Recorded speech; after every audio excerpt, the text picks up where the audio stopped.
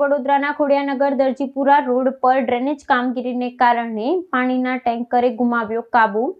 Tempo સાથેના અકસ્માતના CCTV footage આવ્યા સામે. વડોદરા શહેરના વ્યસ્ત ગણાતા ખોડિયાનગરથી દરજીપુરા જવાના મુખ્ય માર્ગ પર આજે સવારે પાણીના ટેન્કર અને ટેમ્પો વચ્ચે ગંભીર અકસ્માત સર્જાયો હતો. પ્રાપ્ત વિગતો અનુસાર આ વિસ્તારમાં છેલ્લા ઘણા સમયથી વડોદરા મહાનગરપાલિકા દ્વારા ડ્રેનેજ લાઇનની કામગીરી ચાલી રહી હોવાથી રસ્તાનો એક તરફનો ભાગ બંધ કરી વાહન વ્યવહારને વન વે કરવામાં આવ્યો છે. આ દરમિયાન પૂર ઝડપે આવી રહેલા પાણીના ટેન્કરના ચાલકે સ્ટીયરિંગ પરનો કાબુ ગુમાવતા ટેન્કર રસ્તાની બીજી તરફ આવી રહેલા એક ટેમ્પા સાથે ધડાકાભેર અથડાયું હતું, જેના પગલે થોડા સમય માટે ટ્રાફિક વ્યવહાર ખોરવાયો હતો. આ સમગ્ર ઘટના નજીકની એક દુકાનમાં લાગેલા સીસીટીવી કેમેરામાં કેદ થઈ ગઈ હતી, જે હવે સોશિયલ મીડિયા પર વાયરલ થઈ રહી છે.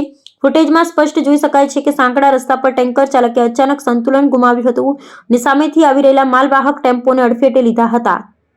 સદનસીબે આ ઘટનામાં કોઈ જાનહાનિના સમાચાર નથી, પરંતુ બંને વાહનોને મોટું નુકસાન પહોંચ્યું છે. સ્થાનિકો રહીશોના જણાવ્યા મુજબ ડ્રેનેજની કામગીરી લાંબા સમયથી ગોકળ ગતિએ ચાલી રહી હોવાથી સાંકડા રસ્તા પર અવારનવાર નાના મોટા અકસ્માત સર્જાતા રહે છે, જે વાહન ચાલકો અને રાહદારીઓ માટે જોખમરૂપ બન્યા છે.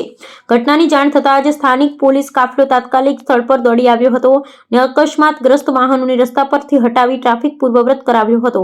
આ દુર્ઘટનાને પગલે સ્થાનિક નાગરિકોમાં પાલિકાની કામગીરી અને ટ્રાફિક નિયમો પ્રત્યે ભારે રોષ જોવા મળી રહ્યો છે. પોલીસ દ્વારા ટેન્કર ચાલક વિરુદ્ધ ગુનો નોંધી સીસીટીવી ફૂટેજને આધારે કાયદેસરની કાર્યવાહી હાથ ધરવામાં આવી છે. સાથે જ તંત્રને ડ્રેનેજ કામગીરી સત્વરે પૂર્ણ કરી રસ્તો ખુલ્લો કરવા માટે પણ લોકમાંગ ઉઠી છે.